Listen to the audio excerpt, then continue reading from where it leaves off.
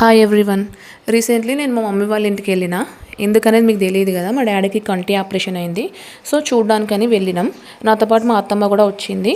మా హస్బెండే మమ్మల్ని bus stand దాకా, గోదావరికని బస్ స్టాండ్ దాకా డ్రాప్ చేసి ఆయన డ్యూటీకి వెళ్ళిపోయిండు. మేము ఇటు సైడ్ కరీంనగర్ వచ్చేసినాం. మా అత్తమ్మ ఆఫ్టర్నూన్ వరకు ఉండి ఈవినింగ్ వరకు వెళ్ళిపోయిండ్లు.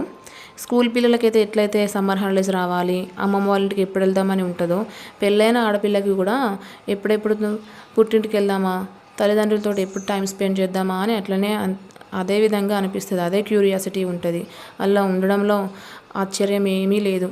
అందులోనూ మా పేరెంట్స్కి మా మా ఫ్యామిలీలో నా పిల్లలే ఫస్ట్. ఎందుకంటే అన్నయ్య రీసెంట్లీ మ్యారేజ్ అయింది. వాళ్ళ కెరియర్ ప్లానింగ్లో బిజీగా ఉన్నారు. నా పిల్లలే ఫస్ట్ కాబట్టి ఎప్పుడు వచ్చినా కూడా మా మమ్మీ వాళ్ళు చాలా చాలా ముద్దు చేస్తూ ఉంటారు.